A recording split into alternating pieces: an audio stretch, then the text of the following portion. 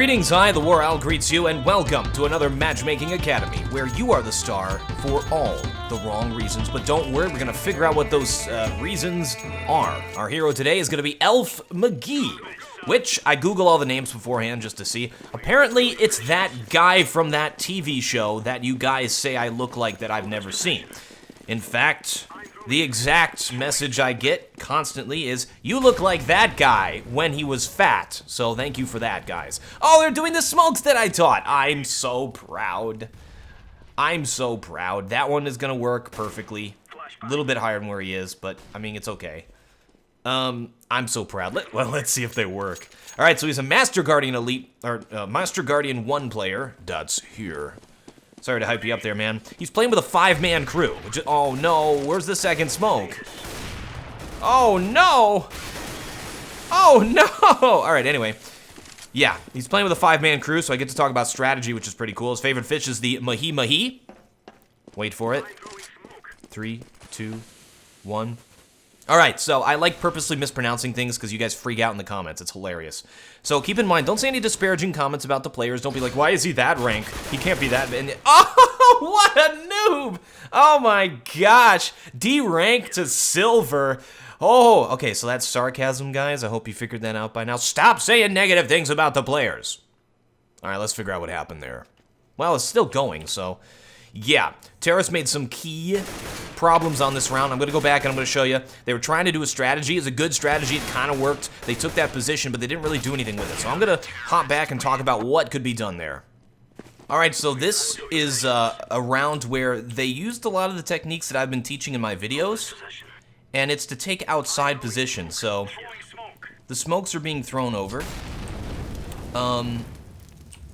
That's actually a really interesting one. It went way too far, so that's actually not really a good smoke. So that one's not very good. The one Elf McGee throws is really good, but the timing is way off. You guys need to time it together. Look, the first smoke is down. Second smoke we're waiting for. Time, time, time, time. Look, the first one's gonna clear. And then the second one goes in. By the way, that's a perfect smoke right there. The way that he threw it is the way that I taught in my videos. It's exactly how you're supposed to throw it. The second smoke was a little bit too far, but that's okay. It was okay. So, but the problem is your timing. You need to set up, you need to say, and the best way to do timing as a team is to have one person be sort of the caller in that situation, and for him to go, okay, at 1 minute and 30 seconds, throw your smokes, which is kind of the timing that you threw yours. The first guy threw it too quickly, so that's just coordination. And you lose a player because of that, so it's actually really huge. And they get intel that all of you guys are crossing. Check it out. Jedi Pimp kills a player. If the smoke was down, Jedi Pimp wouldn't have gotten that shot. Now, I like sending Elf Boy over the top. That's actually pretty smart as well. He can get picked pretty easily by Squeer if he was playing a proper position, but he wasn't, so you got the frag. 2 players down, and now at this point, you have taken outside control. However, you have moved all 5 of your players outside. In Nuke, a lot of this is positioning. It's about taking positions. There's 2 key positions that you can take on this map. It's ramp and secret. And when you take those positions, you open up so many possibilities. The other place you can take, of course, is like this outside area to go down to hell, as well as go through mini. So taking positions on this map open up possibilities, forces the counter-terrorists to rotate. So when they see you all going outside and taking a secret, they're going to say, okay, they're probably going downstairs. They're going to rotate a player to watch secret. However, they didn't actually have anyone in position to watch secret. They only have 3 players left. But watch what happens now. Keep in mind, when you go secret, you do not have to take downstairs. And that is where the key mistake happens. So Elf McGee, our hero, has the bomb, moves downstairs. This is generally where you're going to engage a player. We see Rugged moving in, who is in position now to make something happen there. At this point, let's check out where these CTs are and where they've rotated. So I'm going to go very slow here. Rugged, watching the foot position here. We got Squire still outside, still trapped. And we got this guy, who apparently is controlling a bot, going to be going downstairs. And he's trying to find his little girl or avenge her death or whatever that movie was. I didn't actually see it. Something like that. Spoilers. I don't even know what the movie's called. I just saw that picture and was like, that's that from the movie. Okay. So at this point, all of these counter-terrorists are in position to to watch downstairs. There's one guy up in big garage, but at the same time, this is where terrorists can try something else. They can try a different strategy. Let's look back at our map. Normally, you don't send all 5 players down there. You get 2 players across, maybe. Usually, you do not bring the bomb. Sometimes you bring the bomb if you're going to be planting downstairs. Also, they can go upstairs if they want to as well. If they kept some players here, let's say they kept 3 players, or since 2 died, 2 got by and you left 2 players here inside of the lobby, you can actually execute an upstairs take. One guy going through the hut, one guy throwing squeaky, and then you guys come up this vent. And I say this vent because you do have the guy watching this position outside and could kill you before you get into the site, considering you had the bomb. However, you could easily just smoke off this position. So at this point, based on where the CTs are, you kind of have to feel around, play that little meta game, figure out what the next strategy is. And the right call here was to take upstairs because there was no counter-terrorist in position to deal with an upstairs take. However, this is where you have 4 players downstairs. This is where they make their critical mistakes. Now, Elf McGee here just fails on his shooting a bit as he engages this player. This is not a good position to engage a player from inside of vents because you're super exposed. Look at this. Oh gosh, there's a guy staring right at me. There's nowhere that I can take cover. I'm pretty much screwed. Tries to do a flick shot. Now, he didn't pull down when he shot. He was moving a little bit as well. Not going to be accurate shots. Sort of got caught off guard and panicked a little bit there. Whereas the bot was already in position waiting for him. Or the guy controlling the bot. Bot Walt. Walt! So we have 2 players picked here from the terrorists. That's actually Bomb. And that is the biggest mistake. And it was done by Elf McGee. Bomb has been dropped. Look at it go. Look at it fly. Oh my gosh, it's now in B. They have to commit to it. Elf McGee, you let your team down. That bomb could have gone up the vents. So that's pretty bad. Terrorists are forced to commit to this. 2 players can watch it, and they do. Another thing these terrorists are doing is just a failure of coordination. Look at this Squire right behind this player. Elf Boy not watching his back. This is really sad right now. Look what happened, guys. Look what happened. Just Elf Boy left. Takes on Bot Walt there. Squire in a position to help out as well. Look at this. They took you on. I love this by these counter-terrorists. They took you on 2-on-1. Divide and conquer. Taking these guys out. They picked you off one at a time because you guys were not coordinating well enough.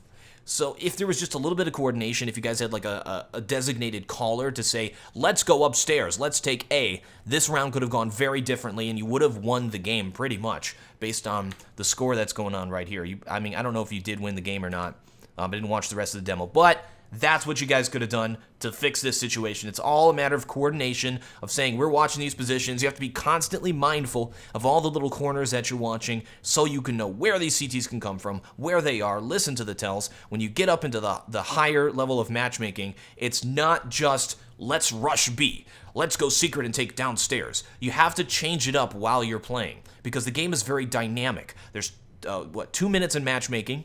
In those 2 minutes, things can change 5 times. It's crazy, and I love this game. All right, let's hop on to the next thing. Now, Elf McGee, our man, had some very specific questions here. This one on this round was pretty much the best spot to hold upper once you've taken it, once you've gotten that bomb down on T side. So let's watch and see what happens here. Looks like they're going to be executing an upstairs take. This is our hero, Elf McGee, blocking his team. Well, getting through now. Seems like they take their time to do this. Elf Boy sort of runs into ramp here, which is a little bit scary. Okay, that's a smoke. You don't push through that, guys. Oh gosh, they're all bunched up. They're all staying together. That's bad. You gotta split your players up and watch the different positions. If they push through lobby right now, you guys would have been dead.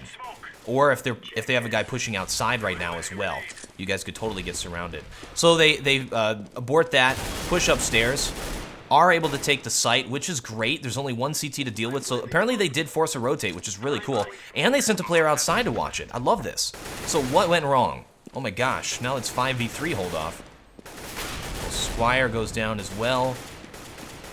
Look at this. Yeah, buddy. Trying to press E there. Bot Walt creeping in from behind here. Nobody watching that position, which is a little bit scary. There he goes. Now puts Rugged into a 1... Oh gosh. 1 versus 4. Oh my gosh. Oh no. Oh no!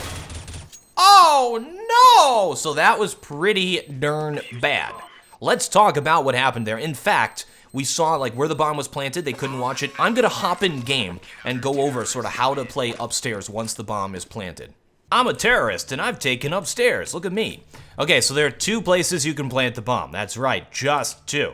Well, I guess you can plant there, but let's ignore that.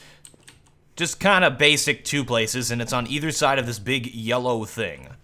So 1 is here. This is called planting for heaven. If you plant up in the corner like this, I'll be completely honest with you, it doesn't happen often, but you can actually set up for a wall bang here. So if he hears you planting, he can take you down. So I usually don't plant in the standard, like right up in the corner. I'll plant like a little bit to the side, or just so that he can't wallbang me like that. So you plant the bomb here. This is called planting for heaven. Now, why would you ever plant here? Let's look at it. How can you watch the bomb? One place you can watch the bomb is from hut. So you can keep a player inside of the lobby here, move in, and watch that bomb. The other place is going to be up inside of heaven, and that's why you say plant for heaven.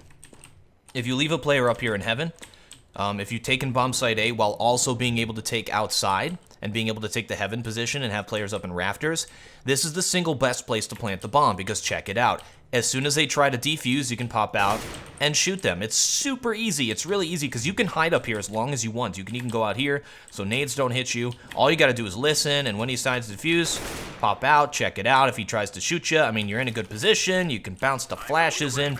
It's just really nice. However, if we saw from our hero, they did not take heaven. All they did was able to take upstairs. When that happens, the best place to plant would be to plant for mini. So that's like over in a position like out here on this side of it. The reason you say plant for mini is you can actually watch it and watch the bomb defuse from mini. So you can stand here watching the back like this, listen for if they get to defuse, then pop out and take them down. Really hard for them to defend. You can also watch it from squeaky. You can come out squeaky, watch it here. You can also watch it from hut, pretty much everywhere. So there's no advantage to planting here except if you have players heaven. If you plant here, make sure that you have players watching the vents, as well as mini when you get that bomb down, so that you don't die while you're planting it. But that was just one of the mistakes that I saw, is you probably should have planted on this side of the yellow thing. It's easier to hold off. Now, once you are holding off, that player who killed them came from the, what I like to call, the flank. So when I say player flank, it's like where we came from. He probably came from radio and moved in here. Now, as a player is moving in this door, right here is when they are the most exposed. So generally, if you take the site, you want to leave one player behind to watch the flank, to watch lobby. He can play from here. He can play from here, and then he can also watch out this door. Well, the door shouldn't be here at this point. It should be dead. So let's blow it up just so we can see the angles. He can watch mini, and he can watch here. This is a strong position, as well as the vents. You could have a player even playing far back as here, and just wait till he walks into the room and then pop him in the face. Sandbags doesn't really work anymore because there's no sandbags here. So this is super exposed. I wouldn't recommend going here. You can play it from hot. Of course, then you're a little bit exposed from mini, though. You can't really peek it. Dark. I don't like dark because you're exposed. So again, in my opinion, the best play to play this would be right here. And just wait, and just wait, and just wait. So many places you can play it and hold off that lurk player. You also need players to be inside of the site. You need to make sure they can't come up those vents.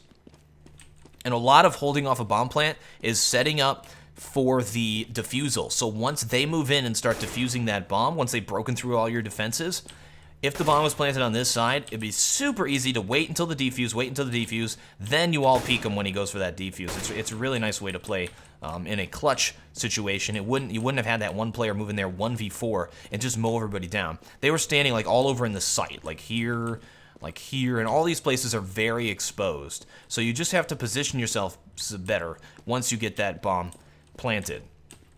So right here is kind of a good spot.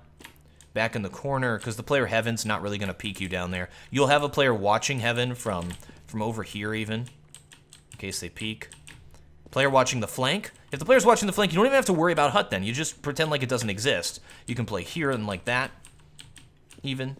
There's a bunch of different places that you can play. So yeah, it's all a matter of the bomb plant positioning. Where you guys planted that bomb made it very difficult to hold, and where you guys were standing was a little bit silly. So, alright, let's hop back into the game. Big thanks to Elf McGee for sending this in and for his commitment to getting better at the game.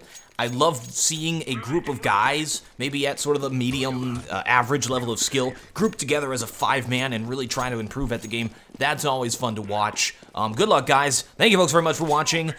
We learned what not to do, that's no fun. Let's get in owl vision.